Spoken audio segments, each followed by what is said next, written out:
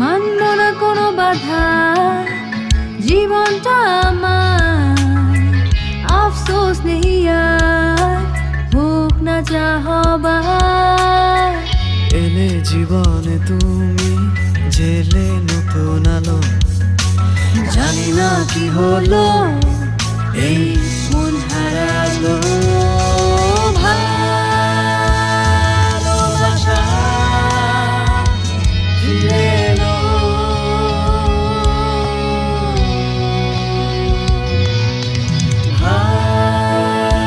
ভালোবাসা ফিরে এলো।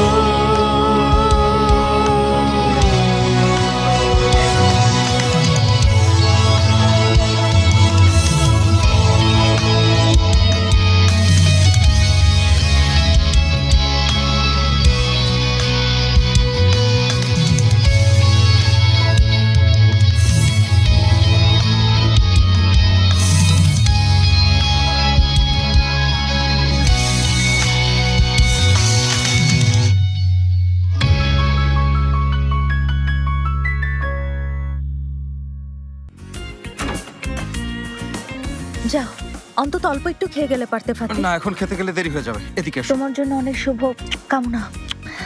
ফাতি। সেলিম, হ্যাঁ, কোথায় যাচ্ছ আম্মুকে রেখে? এসো বাবা। বাবা একটু দাঁড়াও, নাও এটা একটু পড়ে নাও। আরে ফুপি কি করছেন? এটার দরকার নেই, আমি তো পরীক্ষা দিতে যাচ্ছি না। এই নাও, আমাদের জীবনটা একটা পরীক্ষা, তাই না? পানিটা খেয়ে নাও, পড়া পানি খাওয়া ভালো। আস্তে আস্তে খেয়ে ফেলো, সবটুকু খাও।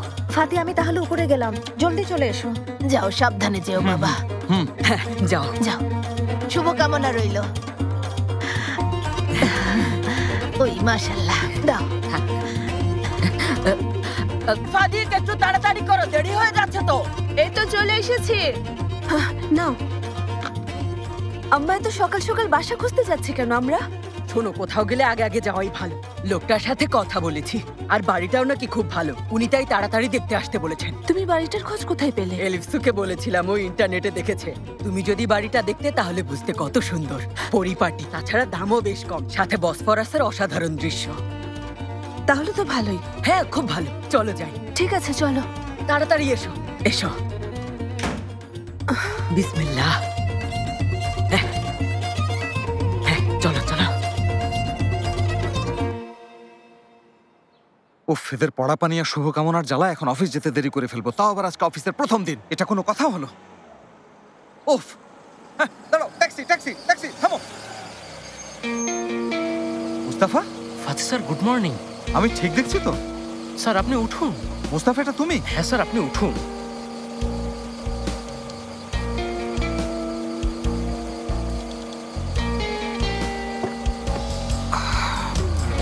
আচ্ছা, তুমি কি করছো? স্যার ট্যাক্সি চালাচ্ছি। চাকরি হারানোর পর পরিবহন সেক্টরে এখন ট্যাক্সি ড্রাইভারের কাজ নিয়েছি। আচ্ছা, ভালো করেছো। কিন্তু স্যার আপনি এত সকালে কোথায় যাচ্ছিলেন? আমি একটা চাকরিতে ঢুকেছি, ওখানেই যাচ্ছিলাম। এটা তো দারুণ খবর ফাতি স্যার, বিশ্বাস করুন শুনে অনেক অনেক খুশি হয়েছি। দোয়া করি যেন সবসময় আপনি ভালো থাকেন। আমিন আমিন। তুমিও তো ভালো একটা চাকরি জুটিয়েছো। হ্যাঁ চলে, তবে আগের চাকরিটা আলাদা ছিল। চিন্তা করো না মুস্তাফা, ধৈর্য ধরো, খুব তাড়াতাড়ি সব ঠিক করে ফেলবো। তখন দেখো তোমাকে আর এই কাজ করতে হবে না। তাই যেন হয় ফাতি স্যার। আসলেই তোমার কোনো তুলনাই হয় না মুস্তাফা। স্যার আপনিও অতুলনীয়। সত্যিকারের পুরুষ তুমি। স্যার আপনিও ঠিক তাই। আমার দেরি হয়ে যাচ্ছে, তাড়াতাড়ি গাড়ি চালাও। এখনই চালাচ্ছি, জলদি চালাও। ওফ, মুস্তাফাকে কেন যে এই সময় বরখাস্ত করা হলো? ও থাকলে কত সহজে সবকিছু জানতে পারতাম। এখন আমরা কিভাবে জানবো যে বাড়িতে কি হচ্ছে না হচ্ছে? আসলে সেলিন, তুমি বিষয়টা নিয়ে অযথাই সন্দেহ করছো। তোমার মম এ ধরনের কাজ কখনোই করবেন না, বুঝেছো? আচ্ছা ওরহান, মম কেমন তা বোঝার জন্য তোমার আর কত সময় লাগবে বলো তো? কষ্ট করে একটু অতীতে ফিরে দেখো না, তাহলেই সব বুঝতে পারবে। ঠিকই বলেছো, অতীতের কষ্ট কি ভোলা যায়? তোমাকে বলে রাখছি, মমের দ্বারা সব ধরনের কুকর্ম করা সম্ভব, যেন আমরা শেষমেশ বাড়ি ফিরে যেতে বাধ্য হই। কি করবেন? আচ্ছা ঠিক আছে, আমি দেখছি। এখনই গিয়ে মামাকে বলছি। অনেক হয়েছে, আর কত ঝামেলা পোহাতে হবে? পাগলামি করো না। কি? বসো। আসছি। বসো। আচ্ছা, আমরা তো এখনো সত্যিটাই জানি না। প্রথমত, ঘটনার রাতে মমরা সবাই কোথায় ছিল, কি করছিল, বাড়িতে কি চলছিল, আমাদের এসব জানতে হবে। কিন্তু কিভাবে? আরে এটা তো খুবই সহজ। আমরা গুনায়ের সাথে দেখা করে ওর সাথে বসে জিজ্ঞেস করব, গুনায় কাজটা কে করেছে, গুনায় এসব কিভাবে হলো, গুনায় কেন এসব হলো, ব্যাস এই তো শেষ। খুব ভালো আইডিয়া, কিন্তু বাড়িতে কিভাবে ঢুকবে শার্লক? আরে এটা তো আমার কাছে কোনো ব্যাপারই না। ঢুকবো পায়ে হেঁটে, মানে লুকিয়ে লুকিয়ে আর কি। তোমাদের যে সুইমিং পুল আছে তার পেছন দিকের দেয়ালটা টপকে চুপি চুপি রান্নাঘরের দরজাতে তুমি আমি দুজন। বোকার মতো কথা বলো না ওরহান। বাড়িতে হাজারটা সিসি ক্যামেরা আছে, ওগুলো কিভাবে ফাঁকি দেবে? তাও না হয় আমি যেতে পারবো, তুমি জীবনেও যেতে পারবে না। আমার জন্য এটা কোনো ব্যাপারই না। ওরহান হলো অদৃশ্য মানব, ক্যামেরা আমার কাছে বাচ্চাদের খেলনা। কেন ভুলে গেছো রাতে কিভাবে তোমার ঘরে ঢুকেছিলাম? আচ্ছা, বলতে হবে না। হ্যাঁ শোনো বলছি, MIT থেকে আমার জন্য প্রস্তাব এসেছিল, আমাকে ডেকেছিল ওরা, কিন্তু মামা যেতে দেননি, মাছ ধরতে বাধ্য করেছেন। তা না হলে অনেক বড় গোয়েন্দা হতাম, সত্যি। একা চলো। আস্তে। কি করব? গুনায়, আপনারা এখানে? আচ্ছা তুমি মুখটা বন্ধ রাখবে, বুঝেছো? এই মেয়ে কিছু দেখলে এভাবে চিৎকার করে কেন? হ্যাঁ এই, তোমার কি হয়েছে? ভাবে চিৎকার করছো কেন? আমার বিষয়টা তো আপনি জানেনই মুকাদ্দেস ম্যাডাম। কোন বিষয়টা যেন গুনায়? তোমার কি জানি আমি? ভয় পেয়ে যাই আমি, ওই যে তেলাপোকা দেখলে। তেলাপোকা? গুনায়, শুধু তোমার কাছে তেলাপোকা আসে তাই না? কেন শুধু তোমার কাছেই আসে? কেন আসে বলো? আসলে কেন আসে তা আমিও জানি না, যা চাই না তাই আমার সাথে হয়। মানে ওই যে একটা প্রবাদ আছে না মুকাদ্দেস ম্যাডাম, যেখানে বাঘের ভয় সেখানেই রাত হয়। চুপ করো, একদম ফালতু কথা বলবে না। উফ, আর যদি কখনো তেলাপোকা দেখে ভাবে চিৎকার করো তাহলে তেলাপোকার সাথে তোমাকেও পায়ের নিচে ফেলে চাপ দিয়ে ডলে ডলে পিষে মারবো। এর নতুন কি? এমন কিছু রান্না করো যেটাতে অনেক ভিটামিন আছে। একটু পর ট্রেনার আসবে, ভিটামিনের দরকার। এখনই রান্না করছি। তওবা তওবা।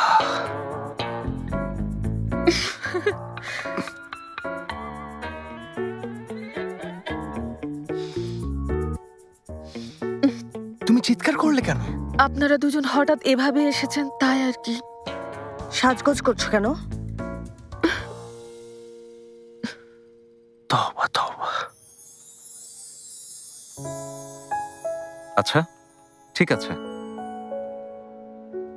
তোমরাই আমার সব, তোমাদের জন্যই তো এসব করছে। এবার সত্যি সব সামলে নেব, দেখে নিও। সেলিম, এত সুন্দর কেন তুমি? কিভাবে তাকিয়ে আছে দেখো।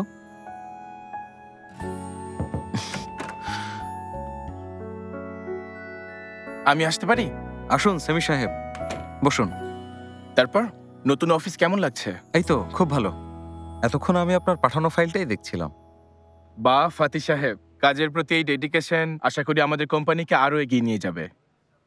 আপনি নিশ্চিন্তে থাকুন, আমি আমার সর্বোচ্চ চেষ্টা করব। কোনো সন্দেহ নেই। আপনার ওয়াইফ? হ্যাঁ, আমার স্ত্রী জেনেব, আমার ছেলে সেলিম।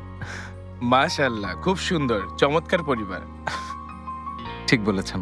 ফাতি সাহেব, আপনাকে আবারও স্বাগত জানাচ্ছি আমাদের বেছে নেওয়ার জন্য। খুশি হয়েছি। অফিসের বাকিরাও আপনার সাথে কাজ করতে পেরে আমার মতোই খুশি হবে ইনশাল্লাহ। ইনশাল্লাহ। হ্যাঁ, আরেকটা বিষয়, আজ বিকেলে একটা পরিচিতি পর্বের আয়োজন করেছি, আমরা চাই আপনি থাকবেন। হ্যাঁ হ্যাঁ নিশ্চয়ই, কেন থাকবো না। তাহলে পরে আবার দেখা ঠিক হচ্ছে আছে। আমাদের। Thank you so much. Selim, এত সুন্দর করে তাকিয়ে থাকলে হবে? কোথায় যেন ছিলাম?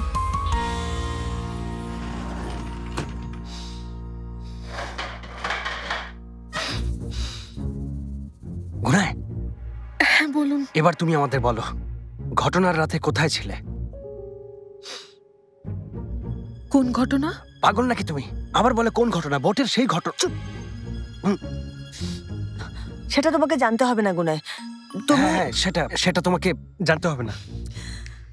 আচ্ছা শোনো, গতকাল না, তার আগের রাতের ঘটনা। এখন আমাকে বলো, কেউ কোথাও গিয়েছিল? কে কোথায় গিয়েছিল? মম আর বাবা গুনায়। হ্যাঁ, বাড়িতেই তো ছিলেন। দাঁড়ান, হ্যাঁ হ্যাঁ, ওনারা বাড়িতেই ছিলেন। মানে কেউ একবারও বাইরে যায়নি? না, কেউ যায়নি।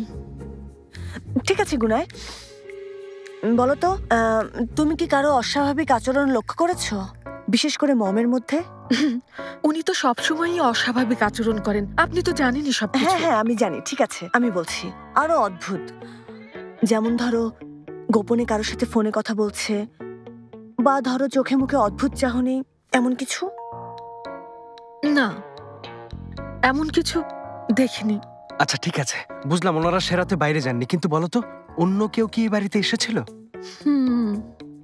হ্যাঁ, মানে ধরো অপরিচিত কেউ, যাকে আমরা চিনি না। গতকাল কিটি পার্টি ছিল বাড়িতে। Kitty party? হ্যাঁ, এটাই ছিল বাড়িতে। কি বলবো, মহিলার কাণ্ডটা একবার দেখো। ছেলে মেয়েরা বাড়ি ছেড়ে চলে গেছে, আর সে বসে বসে কিটি পার্টির আয়োজন করছে। তাই? আরে থামবে, গল্প করা বন্ধ করো, প্রসঙ্গ থেকে সরে যাচ্ছি। দেখো গুনায়, বলছি যে কিটি পার্টিতে আসা মহিলারা এই কাজ করতে পারবে না, বুঝেছো? এটা অবশ্যই অন্য কারো কাজ। ভালো করে ভেবে বলো, বাড়িতে ইদানিং কোনো লোক আসা যাওয়া করছে? লোক? এত কি ভাবছো তুমি? করছে। কে? কে? মুকাদ্দেস ম্যাডামের ফিটনেস ট্রেনার। ফিটনেস ট্রেনার মানে? হ্যাঁ, উনি আজও বাড়িতে আবার আসবেন। আজও এখানে আসবে? ওই চলে এসেছেন। আরে দাঁড়াও, গুনায় বসো। আরে মম ফিটনেস ট্রেনার রেখেছে? গুনায়ের কি হরমোনে কোনো সমস্যা আছে নাকি?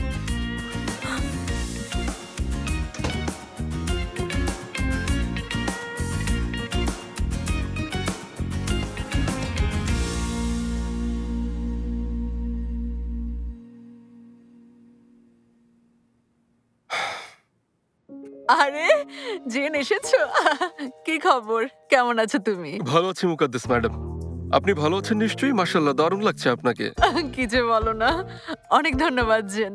আপনাকেও অনেক ধন্যবাদ ম্যাডাম, আমাকে আপনার সাথে কাজ করার সুযোগ করে দিয়েছেন। দেখো কি বলে। যাই হোক, প্রশংসা করতে গেলে তো আর শেষ হবে না। তো আমরা আজ ঠিক কি করব? আজ আমরা ওয়ার্ম আপ দিয়ে শুরু করব, এরপর অন্য কিছু। আচ্ছা, ওয়ার্ম আপ, এটা তো আমার ফেভারিট।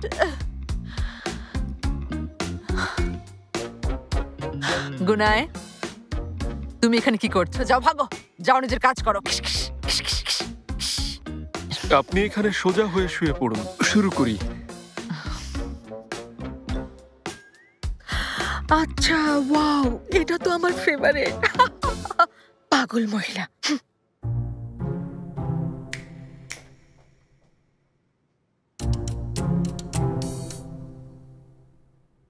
ঠিক আছে, আর একটু স্ট্রেচ করছি। আচ্ছা,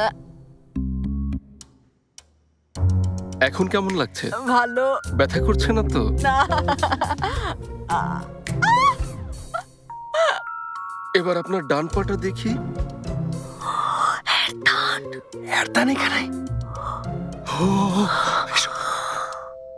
এই বদমাসটা এখানে কি করছে সেলিন? পুরো ইস্তাম্বুলে তোমার মমকেই খুঁজে পেল, আর ও ফিটনেস ট্রেনার কিভাবে হলো? গাধাটা ডান বামই তো চেনে না।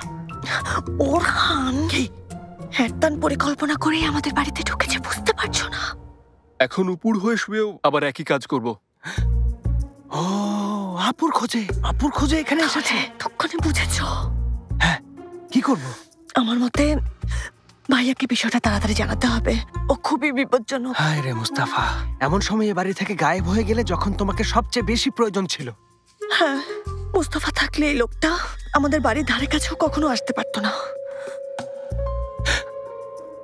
আচ্ছা সেলিন, এই বিষয়টা নিয়ে আমার আসলে তোমার সাথে কথা বলা দরকার। তোমাদের বাড়িতে নিরাপত্তাজনিত কিছু সমস্যা আছে, যেমন আমি যতবারই এখানে এসেছি। বাদ দাও তো এসব, এখন ভাবো কি করব। সেটাই তো বলছিলাম। আচ্ছা সেলিন, আমরা অযথা কেন এত ভয় পাচ্ছি বলো তো? এখন তো সবাই সব কিছু জানে, তাই না? তাহলে চিন্তা কিসের বলো? বাদ দাও, নিশ্চিন্তে থাকি। সেলিমের আসল বাবা যে এরদান, এটা সবাই জানলে তখন কি হবে কখনো ভেবে দেখেছো?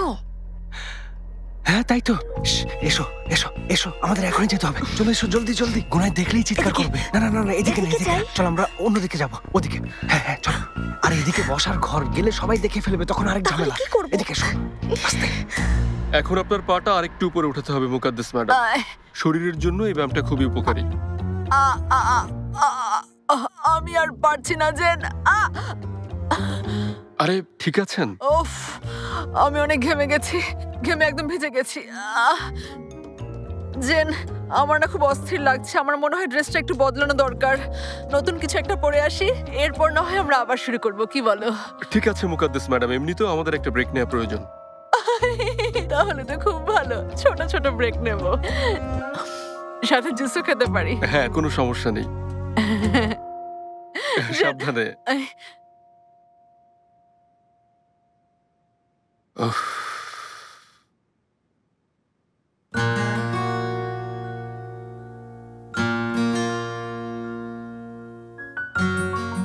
ভালোই তো জেনেব, তাহলে এটাই তোমার শ্বশুর বাড়ি?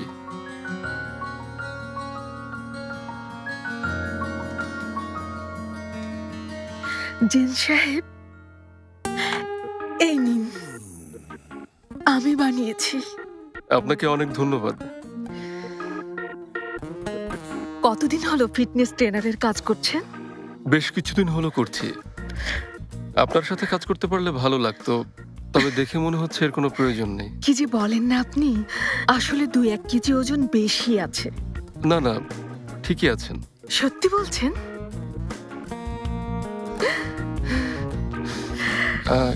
একটা কথা বলি? হ্যাঁ প্লিজ বলুন।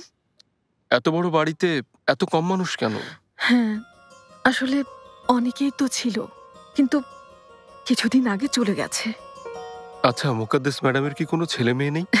ছেলে মেয়ে থাকবে না কেন? ওনার বয়স কি কম হয়েছে নাকি? বড় বড় 2জন ছেলে মেয়ে আছে ওনার, এমনকি এক নাতিও আছে। হ্যাঁ। তাহলে ওরা এখন কোথায়? আসলে হ্যাঁ, পরিবারের মধ্যে একটু ঝামেলা চলছে, তাই ওনারা চলে গেছেন। জানেন, এইসব ঝামেলার জন্য মুকাদ্দেস ম্যাডামই দায়ী। ওনার কারণে এই বাড়ি এখন ফাঁকা। প্লিজ কাউকে কিন্তু বলবেন না। মুকাদ্দেস ম্যাডাম খুবই ঝগড়াটে মহিলা, উনি সবার সাথেই ঝগড়া করেন। কি করবেন, এটাই স্বভাব। এই তো বুঝতেই পারছেন। আচ্ছা কাউকে বলবেন না কিন্তু। ঠিক আছে, চিন্তা করবেন না। চলে এলাম। কোথায় যেন ছিলাম? ছোট ছোট ব্রেকের মাঝে। ছোট ছোট ব্রেক, তাই না? এটাও আমার ফেভারিট। এই যে ফায়ার ব্রিগেডের রিপোর্ট এসেছে, বলছে বোটে কেউ আগুন লাগিয়ে দিয়েছিল। কার এত সাহস?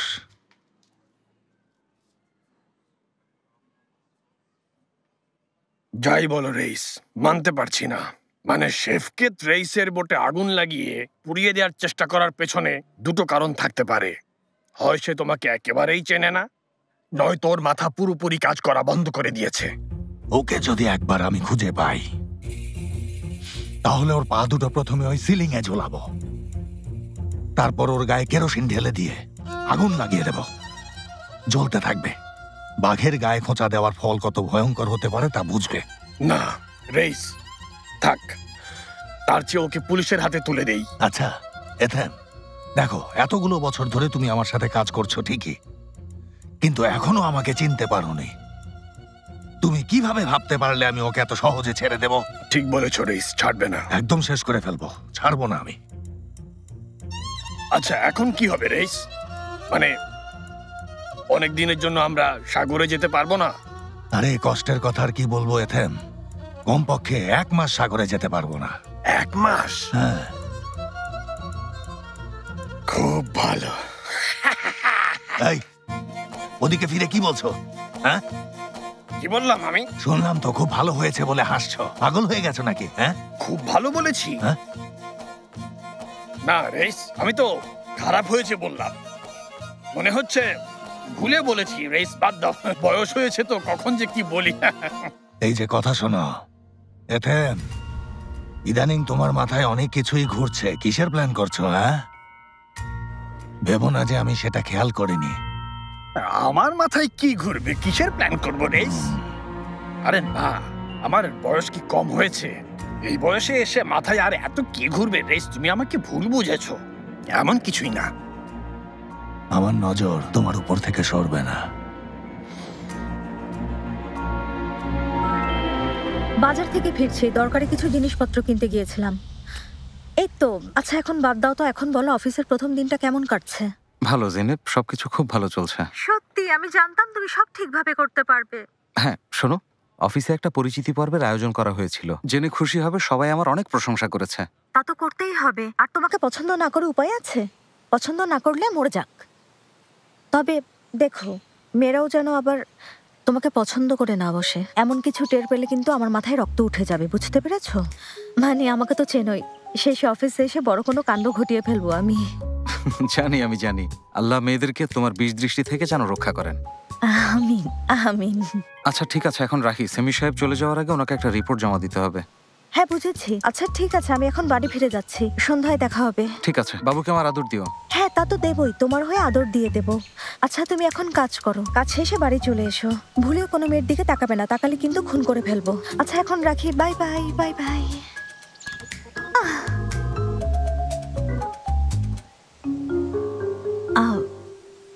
যদি মেয়েরা চারপাশে ঘুরঘুর করে না, ও তো আর তাকাবে না, কিন্তু বেহায়া মেয়েগুলো ওর দিকে তাকিয়ে থাকবে। বুঝেছি, আমাকে তাহলে ওর অফিসে গিয়ে একবার দেখা করে আসতে হবে, কেউ ঝামেলা করবে না। এরা কি করছে?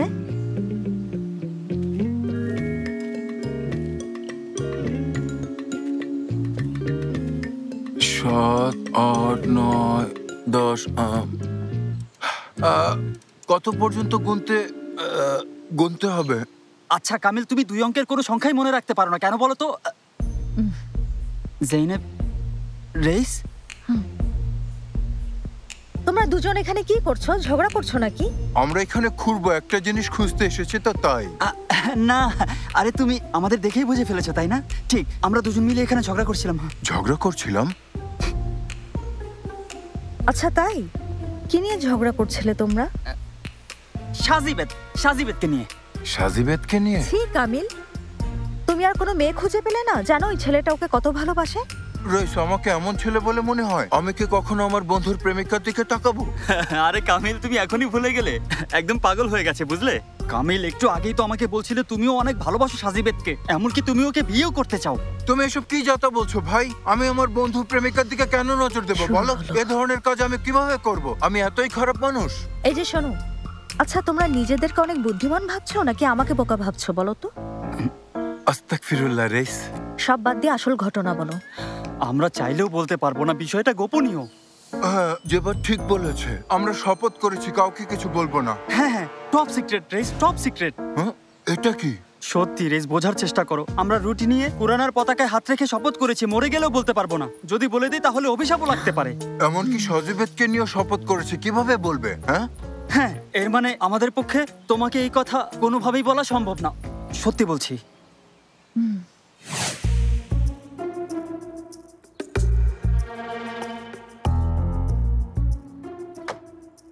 এটা কি জিনিস?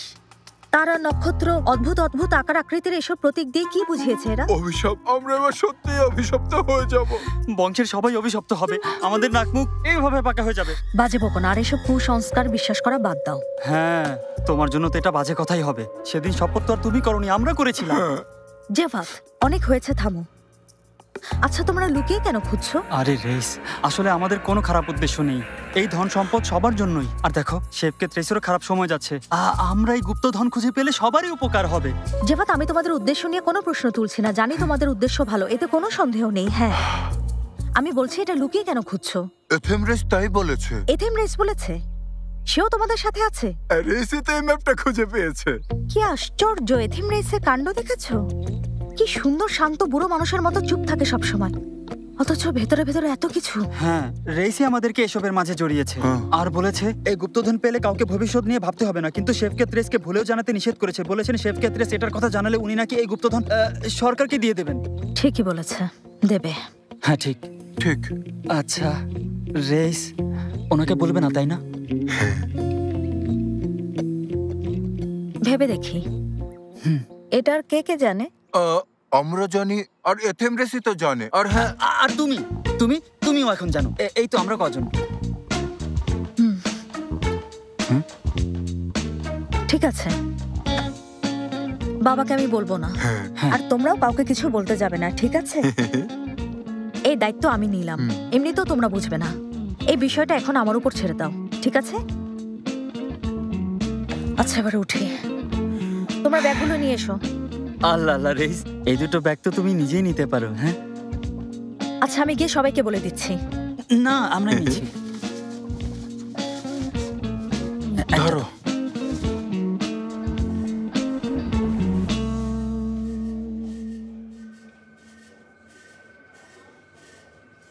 সেমি সাহেব কি ফ্রি আছেন আজান? না স্যার, ভেতরে এখন একজন অতিথি আছেন। কতক্ষণ লাগবে? সেমি স্যার ফ্রি হলে আমি আপনাকে জানাতে পারি। ঠিক আছে, আমি রুমেই আছি। ঠিক আছে ফাতি স্যার। ভালো থাকবেন ফেমি সাহেব। অনেক ধন্যবাদ।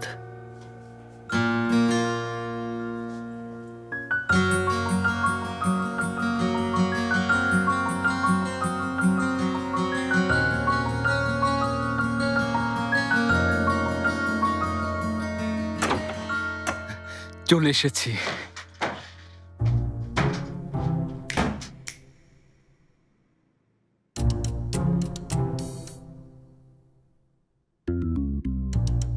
ফোনটা বের করো, আবার দেখো তো। এই যে দেখো।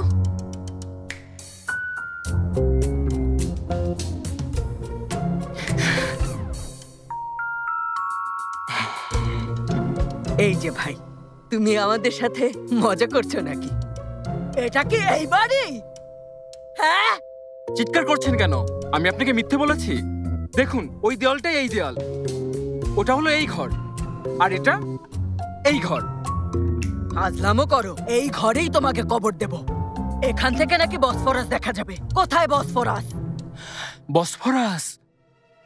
বসফরাস কোথায় যাবে? ওটা তো ওর জায়গাতেই আছে। আমাদের বোকা মনে হচ্ছে? হ্যাঁ, কি ভেবেছেন আমাদের বোকা বানাতে পারবেন? এদিকে আসুন, ভালো করে দেখুন কি লেখা আছে। দেখুন, বসফরাসের পাশে সুন্দর ও মনোরম একটা বাড়ি। হ্যাঁ, কোথায় বসফরাস? হ্যাঁ বলো, কোথায়? বসফরাস দেখতে চাইছেন তো? যাইছি। আসুন, বসফরাস দেখাচ্ছি, সাথে আসুন। বলছে যখন চলো দেখি, ঝামেলা করো না, চলো দেখি। যাও। এই যে বসফরাস। এক মিনিট, কোথায়? আসুন আপা, দেখুন, আরেকটু কাছে যান, মাথা উঁচু করুন, আরেকটু। করেছি। হ্যাঁ, আরেকটু আরেকটু আরেকটু উঁচু। আরে আর কত উঁচু করবো ভাই, আমার তো জিরাফের গলা। আরেকটু উঁচু করুন, আরেকটু। হ্যাঁ, হলুদ বিল্ডিং দেখেছেন? হ্যাঁ, দেখতে পাচ্ছি। নীলটা দেখতে পাচ্ছেন? আরে দেখুন না। আরে হ্যাঁ, দেখছি। হলুদ আর গাঢ় নীল বিল্ডিং এর মাঝখানে দেখুন, লক্ষ্য করুন, খুব গভীর ভাবে লক্ষ্য করুন, ঠিক আছে?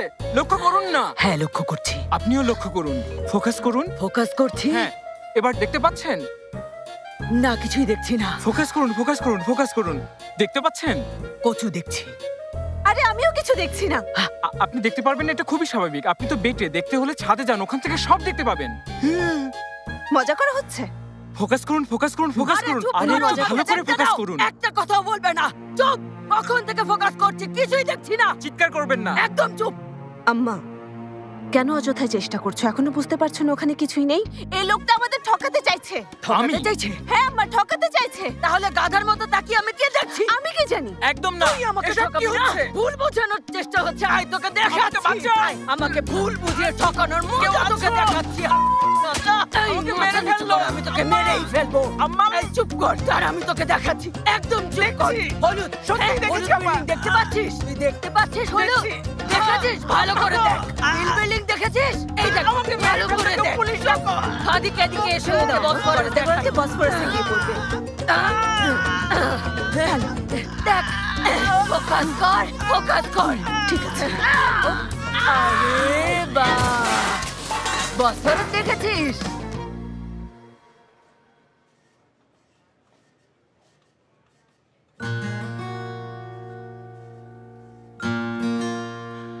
ফাতি সাহেব, আমার যোগ্যতা অনেক বেশি, তাই না? ফাতি সাহেব, খুবই দুঃখিত, কিন্তু ফেহিমি সাহেবকে না করতে পারিনি। আপনি জানেন আমরা আপনার সাথে কাজ করতে চাই, কিন্তু আপনাকে কোনো ব্যাখ্যা দিতে হবে না সেমি সাহেব। সত্যি খুব দুঃখিত। ভালো থাকবেন।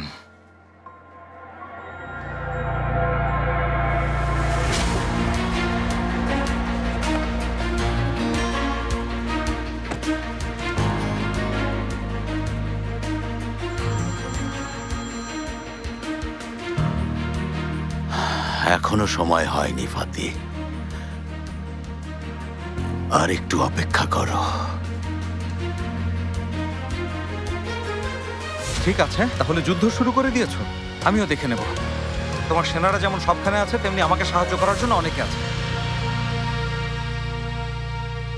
বুঝতেই পারছো মুস্তাফা, খুব তাড়াতাড়ি কিছু একটা করতে হবে।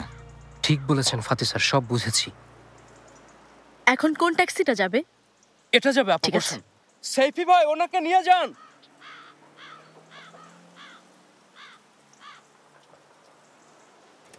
মুস্তাফা, বলুন ফাতি স্যার। এই ট্যাক্সি চালিয়ে তুমি কি খুশি? আপনাকে মিথ্যে বলবো না ফাতি স্যার, বাড়িটা খুব মিস করি, কিন্তু কিন্তু আপনি তো জানেনই সমস্যাটা মুকাদ্দাস ম্যাডাম। ভেবেছে তুমি হয়তো অন্য কোনো একটা কারণ বলবে, এটা বলে তো মেজাজই খারাপ করে দিলে। আমি দুঃখিত ফাতি স্যার। ট্যাক্সি চালিয়ে কেমন ইনকাম হয়? আসলে খুব বেশি না হলেও একেবারে খারাপ না ফাতি স্যার, আল্লাহ ভালোই রেখেছেন। এক একদিন এক এক রকম আর কি। তার মানে? আসলে সারাদিনে কেমন যাত্রী পাওয়া যায়, ইনকাম তার উপর নির্ভর করে। তুমি আমাকে পরিমাণটা বলো। ধরুন গড়ে প্রতিদিন প্রায় 150 লিটার কাছাকাছি হয়ে যায়। কি বলছো তুমি? যদিও এটা আপনার জন্য যথেষ্ট না, কিন্তু কে বলেছে যথেষ্ট না? গড়ে প্রতি মাসে 4 থেকে 4,500 লিটার। এই টাকা দিয়ে কোনো মতে বেঁচে থাকা যায় ফাতি স্যার। আমি জানি এটা আপনাদের প্রতি মাসের তেলের খরচও না স্যার। ওইসব দিন আর নেই মুস্তাফা। যে কোনো পরিস্থিতিতে মানিয়ে নিতে পারাই বুদ্ধিমানের কাজ। বুঝতে পারিনি। বাদ দাও মুস্তাফা, আমি ট্যাক্সি চালাতে চাই। আমি অন্তত চেষ্টা করে দেখতে চাই। ট্যাক্সি চালাবেন? অবশ্যই। কি বলছেন ফাতি স্যার? আস্তাগফিরুল্লাহ। দেখুন, আপনি হচ্ছেন ফাতি শেখের জিজাদে, এটা কখনো হয় নাকি ফাতি স্যার? শোনো, কিছু একটা করতে হবে, আমার এখন টাকা লাগবে। কি করছো তুমি? এই নিন স্যার, এখনই শুরু করুন। এসব কি বলছো তুমি? তুমি কি করবে? আমার কিছু টাকা জমানো আছে, আপনি ভাববেন না স্যার। চাকরি না পাওয়া পর্যন্ত সামনে নেব। আপনি সমস্যায় আছেন, আমি বসে থাকতে পারি? দেখো মুস্তাফা, আমি তোমার চাকরি এভাবে কেড়ে নিতে পারবো না, এসব ভুলে যাও। আর একটা কাজ করতে পারি, আপনি দিনে কাজ করবেন আর আমি রাতের বেলা। অনেকে রাতের বেলাতেও ট্যাক্সি চালাই ফাতি স্যার। তুমি সত্যি বলছো? হ্যাঁ স্যার। আচ্ছা ঠিক আছে, আমরা সময়টা এভাবে ভাগ করি। তুমি দিনের বেলা কাজ করবে আর আমি রাতে কাজ করব। রাতে করবেন? হ্যাঁ। আরে তুমি তো জানোই যে এই শহরের অনেকেই আমাকে খুব ভালো করে চেনে। রাতে বের হব, তাহলে তখন খুব কম পরিচিত মানুষের সঙ্গে দেখা হবে। তাও ঠিক। ঠিক আছে, অভিনন্দন ফাতি স্যার। চা চলবে নাকি স্যার? অবশ্যই চলবে, কেন চলবে না? খালিদ ভাই, দুটো চা দেবেন, পরিষ্কার কাপে দেবেন। বেশ ভালো কাজ। হ্যাঁ, কাজটা ভালোই স্যার, কিন্তু সাবধানে করবেন। গাড়ির অবস্থা কেমন? খুব একটা খারাপ না স্যার। অটোমেটিক না ম্যানুয়াল? স্যার, ট্যাক্সি তো অটোমেটিক হয় না, আপনি মনে হয় তাড়াতাড়ি মানিয়ে সেসব মানিয়ে নেবো আমি, ভেবো না।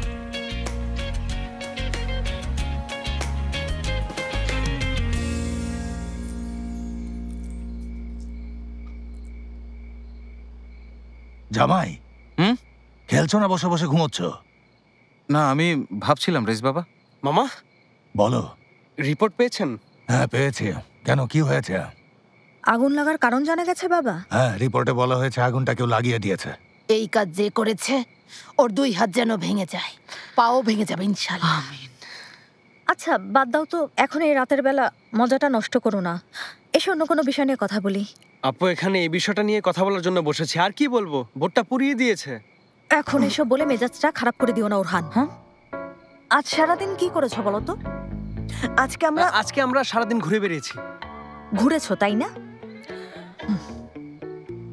বলতে দিলে না কেন? এই অবস্থায় এসব কি বলার সময়?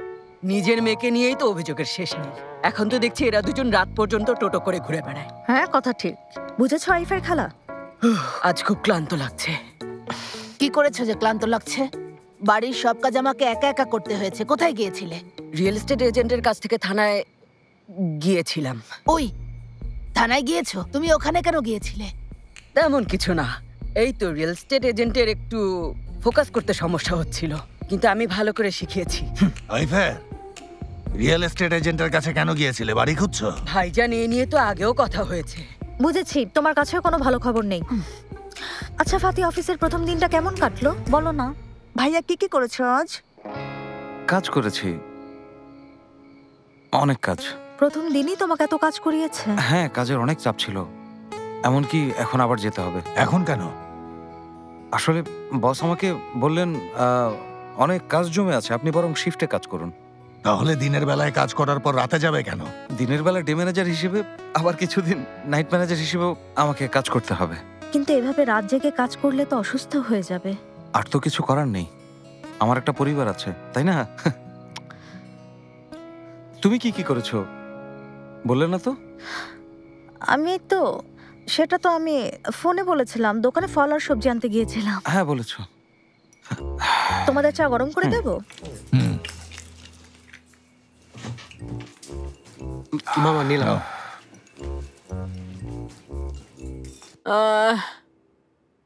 মুকাদ্দেস ম্যাডাম, আপনার কফি। ওটা ওখানে রেখে দাও, এখন খাবো না। আমার জন্য একটা পেন কিলার নিয়ে এসো। সারা শরীর ব্যথায় টনটন করছে, নড়তেও পারছি না। গুনায় আমি মনে হয় মরেই যাব। এখনই নিয়ে আসছি মুকাদ্দেস ম্যাডাম।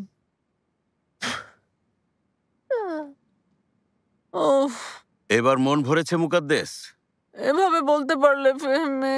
এখন এসব করা ছেড়ে দাও তো, এটা খেলাধুলার বয়স না। কেন ফেহমি? আমি বুড়ো হয়ে গেছি, বসে বসে মোটা হলে ভালো হবে? তুমি আমাকে সহ্যই করতে পারো না। ওই ছেলেটার সাথে এত কি তোমার? কি আর হবে, হ্যান্ডসাম এক ফিটনেস ট্রেনার। হ্যান্ডসাম? ও ফেহমি, তাহলে ওকে তুমি হিংসে করছো তাই না? কি বলছো? ওকে হিংসে করবো কেন?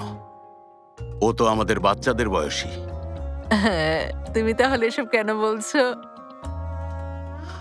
জানি না, ছেলেটাকে আমার ভালো লাগেনি, বিশ্বস্ত মনে হয়নি।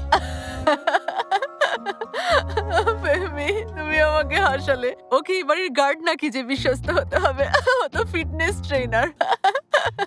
আল্লাহ, আমি শেষ। তবে আমি নিশ্চিন্তে ওকে বিশ্বাস করতে পারি। ওকে আর এ বাড়িতে দেখতে চাই না আমি। এই বাড়িতেও তো এমন কেউ আছে যাকে আমি আর দেখতে চাই না, কিন্তু সে তো আছে।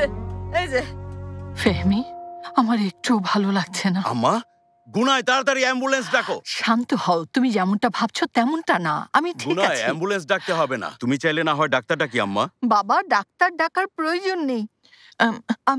আমি মানসিকভাবে খুব বেশি ভেঙে পড়েছি ফেহমি। যদি এই শরীরটার কথা বলার ক্ষমতা থাকতো, কিভাবে এত কিছুর পরেও এই শরীরটা এখনো টিকে আছে বুঝতে পারি না। ফেহমি, কিছু একটা করা উচিত। আর চুপ থাকতে পারছি না। সবকিছু ঠিক আছে, কারো কিছু হয়নি, কেউ এমন ভাব করলেও আমি করতে পারছি না। যে ঝড়ের মধ্য দিয়ে যাচ্ছি সেটাকে এড়িয়ে যাই কিভাবে?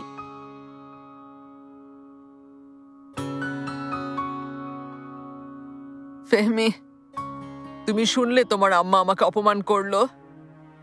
তুমি বুঝতে পেরেছো? বাহ মুকাদ্দেস।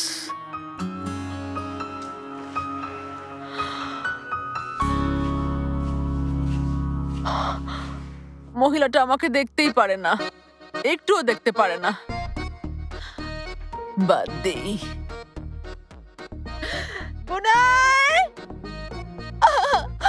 ওষুধ নিয়ে এসো, আর পারছি না। ওরহান, আমরা চুপ করে আছি কেন? বলবে তোমার সাথে কি কথা হয়েছিল? আরে আমি বাদ দিয়েছি, ঠিক আছে, ঠিক করেছি, এসব কাউকে বলবো না। বলবে না মানে কি? না, এভাবে হবে না, কথাটা বলতেই হবে। শোনো সেলিন, আমরা এটা বলার পর কি হতে পারে তুমি সেটা একবার ভেবে দেখেছো? তুমি কিছু বলবে না, যা বলার আমিই বলবো। এখন যদি আপুকে বিষয়টা বলি, সে নিজের মতো কথা বলে সমাধান করতে চাইবে। আর যদি আমি দুলাভাইকে বলে দেই, সে গোপনে কিছু করার চেষ্টা করতে পারে, যদিও নিখুঁতভাবে পারবে বলে আমার মনে হয় না। তুমি তো তোমার ভাইকে চেনোই। ওরহান, ভাইয়াকে তুমি অপদার্থ ভাবছো নাকি? আচ্ছা সেলিন শোনো, একটা লোক বন্দুক সামনে তাক করে নিজের বুকে নিজে কিভাবে গুলি চালায়? হ্যাঁ,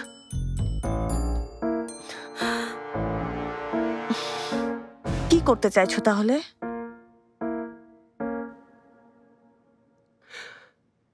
এরতানকে যে তার পাওনা বুঝিয়ে দেবে, সে এখন তোমার সামনেই আছে। ঠিক আছে, তুমি কি করতে চাইছো বলো আমাকে। আমি সেটা নিয়ে এখনো ভাবিনি, তবে কিছু একটা করব, চিন্তা করো না তুমি। কিছু একটা আমি করবই, আগে ভাবতে দাও। ভেবে কি বের করতে পারবে তা জানা আছে আমার। কি করবে তুমি বলো আমাকে। করবো সেলিন, আমাকে কিছু একটা করতেই হবে। আমি হলাম তেজি শেফকেতের ভাগ্নে। উনি যা করেন আমিও তাই করব। তুমি দূরে থাকবে। ও তাই? তোমার যা ইচ্ছে করো। আচ্ছা শোনো সেলিন, কাউকে বলো না, ঠিক আছে? তোমাকে বলছি শোনো, এমন কিছু যদি করো যাতে তোমার নিজের ক্ষতি হয়, তোমাকে আমি ছাড়বো না।